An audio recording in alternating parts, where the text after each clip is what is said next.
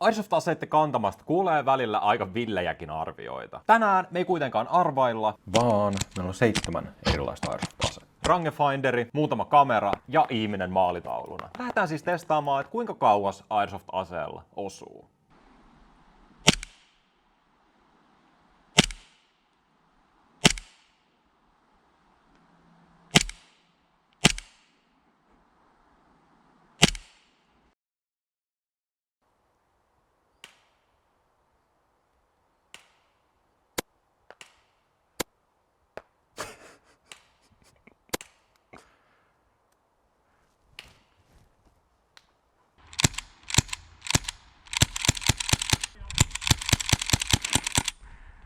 Loppukunit!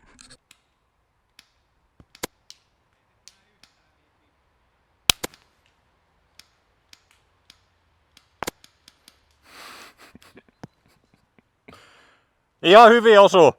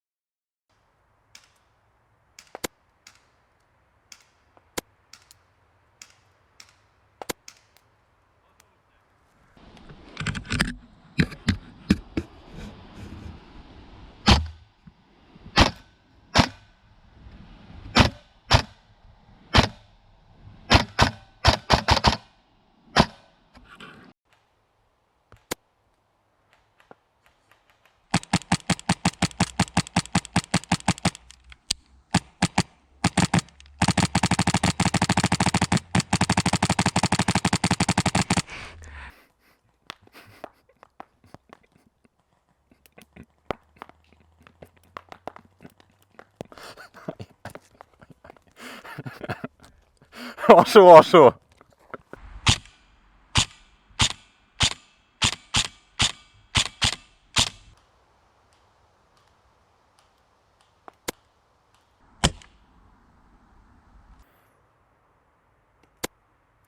Osu 1!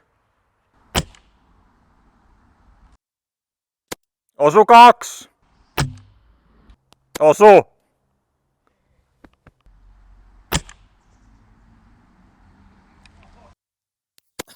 Osu! Moni näistä tuloksista yllätti kyllä tosi paljon. Umarexin Glock 19 osu 55 metriin vielä ihan kohtalaisesti. Ja mä oon yllättynyt siitä, että se ylipäätään ampui näin kauas. Kyseessä on kuitenkin alle joulen teho. Novritsin SSX23 pisti kuitenkin aika paljon paremmaksi, sillä osui siellä jopa aika hyvin 65 metriin. Vaikka tässäkään tehoja ei ole kuin ihan päälle 1 joule. Toki kuulien lentorata on aika vaikea nähdä enää noin pitkälle, joka tuottaa sitten omat haasteensa.